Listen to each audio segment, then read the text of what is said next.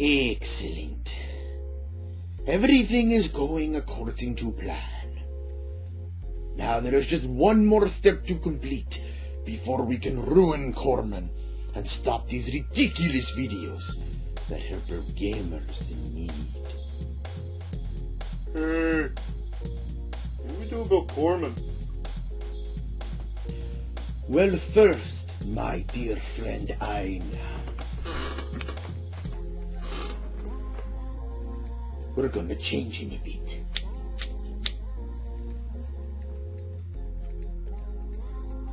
Are you sure those will even work?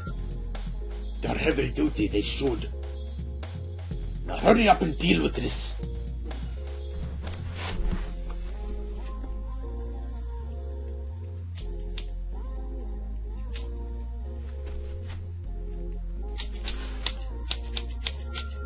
There we go. Now, let's get to work on the second phase of the plan.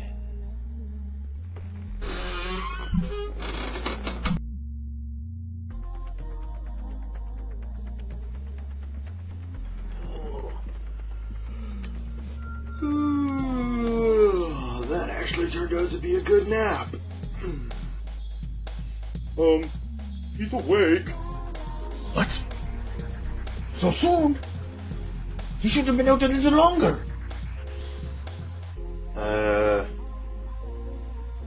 Who are you guys and why do you look like me? Alternate reality? Oh, no. We are not going down the alternate realities route. No evil twins? That would work, except there's 3 of us that look the same, and don't say evil triplets. Separate personas. Well, you know, I could work with that. Alright. Well, Corman, we look like you because we are you. We are the different aspects of your mind that takes control when you play certain games. I like first-person shooters and any game that allows you to blow shit up or become a complete badass and or evil. Mm-hmm. And what about him?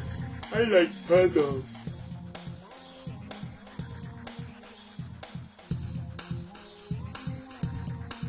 It's the hard truth, but it explains why we suck at puzzle games.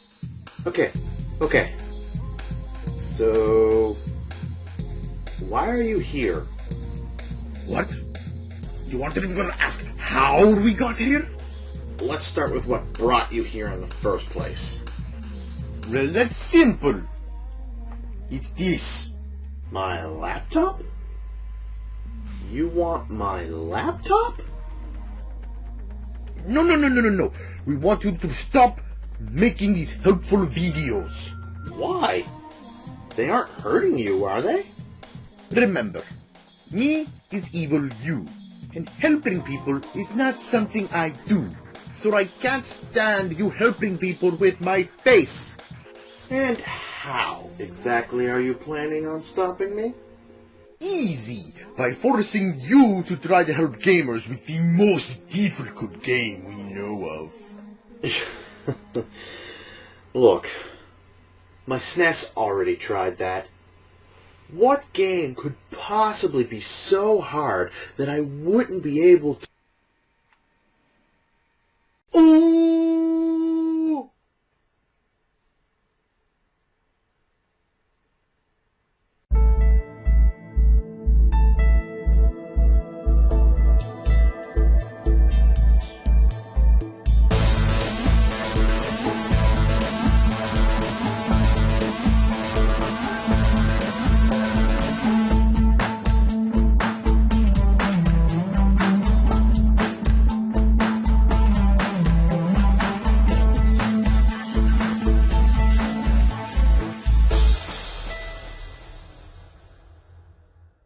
Hello everyone and welcome to Gamers in Need, the show that helps you when you get stuck in video games.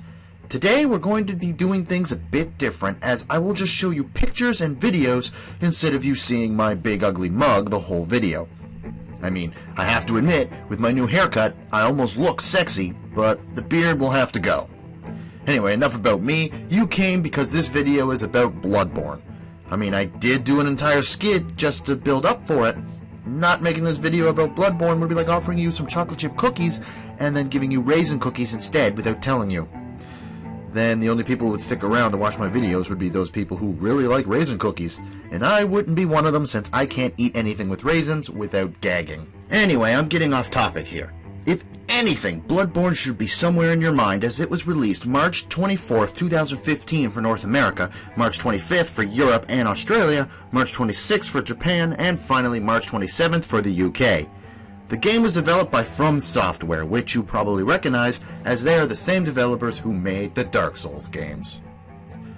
Dark Souls is known for being hard, and Bloodborne follows this trend pretty damn well. It plays almost exactly like a Dark Souls game, with only a few things being slightly different. But even veteran Dark Souls players who have played both Dark Souls games will see the "You have died" message appear on their screen quite a number of times. And before I go on, I would just like to inform you that I am far from a veteran Dark Souls player. I've played maybe 2 hours of the first Dark Souls, and I haven't even touched Dark Souls 2. But my love for trick weapons attracted me to Bloodborne, so I had to at least get good enough to help out those who are losing their Dark Souls virginity with blood. Whoa! Okay. That started sounding gross. Let's just move on, shall we? How about we talk about leveling up in this game? To level up, you must have at least one insight to speak with the doll located in the Hunter's Dream, and spend your blood echoes, which you get by defeating enemies, to increase a stat of your choosing bit by bit. However, no amount of leveling up will make the game any easier if you don't know how to fight the enemies themselves. You must take a lot into account when you fight. First, you must be aware of the terrain you are fighting on. There could be hazards such as fire, or obstacles such as tombstones, which could allow your opponent to corner you. However, knowing the enemy you are facing is just as important as knowing the terrain. Each type of enemy has a different way of attacking, and a different method of which you must kill them. And no matter how far you are in the game, each enemy is still a threat and they can kill you. This is what makes the game so difficult. If you think the enemies in Bloodborne are hard, wait until you encounter the bosses. There is always more than one way to defeat a boss, but even then they are still tough to beat. Not only that, but you can encounter them in any order.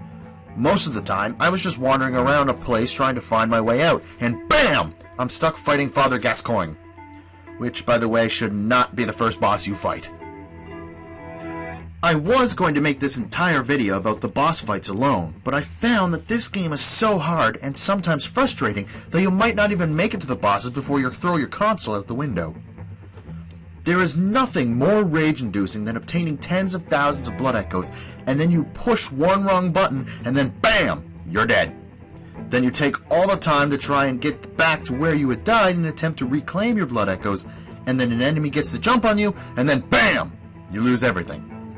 So instead of talking about the bosses, here are a few tips and tricks on surviving the world of Bloodborne. The first and most important thing you must do is...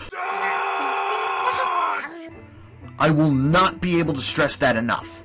There is no block button in this game unless of course you equip the one and only shield in the game, and that thing sucks. I used the shield the moment I got it since I was never any good at using the gun, and it was awesome. Until I learned it was the only shield in the game. So no matter how many times you want this shield to help you, your best course of action is to dodge everything. This brings me to my next point. Take the time to observe every opponent you face. Learn how they move. Learn what attack they will do and at what distance. And how close you have to be for it to hit, and of course, learn how to dodge their attack when it happens. Dodging is important. You must always stay on your toes, and if Call of Duty's Captain Price has taught us anything, it's to check those corners. Yes, corners. As hard as Bloodborne is, it is still an RPG, so there could be many a treasure or two hiding in the corners. However, more often than not, there is an enemy waiting to strike. Checking every corner once you enter a new area is critical if you don't want enemies to get the jump on you. You may also want to make a habit of looking up every now and then too. You know, just in case.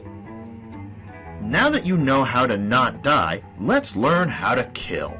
First thing you want to do is experiment with every weapon. Some people will argue that the best way to do things is to use a weapon based on your stats. For example, if you have more strength than anything else, you'll want to use a weapon that uses strength, like an axe. Yet I find that if you experiment with every weapon, you will find one that you are comfortable using. Then, if you want it to do any amount of damage, focus leveling up the stat that that weapon uses, or start the game over and create a new character that focuses on that stat. That way, you will not only be using your favorite kind of weapon, but it will also be doing a tremendous amount of damage. Got your weapon picked out? Good. Now let's learn about your new best friend, the Visceral Attack. The Visceral Attack is a counterattack of sorts. To pull it off, you need to shoot an opponent with your gun the moment their attack is about to hit you. This will cause the opponent to be stunned for a second, and if you move in to hit them with a light attack, you will instead perform a Visceral Attack, which pretty much kills most, if not all, of the weaker enemies and does tremendous damage to the bosses and stronger enemies. The timing for this can be very tricky to master, as each enemy attacks differently, so it's hard to tell when to shoot your gun, and even if you can get the timing down, it can be difficult to get close enough in time to even do the Visceral, especially if you use a pistol, since the enemies recover faster after being stunned with a pistol weapon. The next piece of advice I can give you is if you think you should go back, whether it's to level up, restock, or even upgrade your weapons, do so. There are some points in this game where you won't find a lamppost, which is what transports you to the Hunter Stream, for quite some time, and you'll be running around with tens of thousands of blood echoes, and all it could take is one wrong pressed button, or even one missed dodge, for you to die. You'll lose all those blood echoes, and the only way to get them back is to go all the way back to where you died and collect them off the ground, or kill a certain enemy, specifically the one that killed you beforehand. And I can tell you from experience that it's frustrating when you die before you get your lost blood echoes. Some of you may chuck your controller out the window, followed by your PS4, followed by your TV, followed by your brother or sister who just walked in to ask what is wrong, and you might as well throw your kitchen sink out while you're at it. The final and best piece of advice I can give you is no matter how powerful you become, no matter how strong your weapons are, or no matter how weak you believe the enemies to be, never, ever get cocky. The moment you do, you die. That, my friends, is all the help I can give you. I wish you luck as you play through Bloodborne, and know that I'll be playing it at the same time. If you have already beaten it once, or maybe even twice, then play through it again because this game has a total of 3 endings. Hey, thanks for watching. Even though it was fun to put together, it was hard considering the difficulty of the game. If you want to see more Gamers in Need, click the link on the left to see the last episode I did on Mega Man X. If you are short on time, click the link on the right to see Gamers in Need Quickie. They give the same detail as a regular episode, but under 5 minutes. Also, check me out on Twitter if you want to be updated on the goings-on with the channel. That's all for me. Thanks again for watching, and I'll see you guys next level.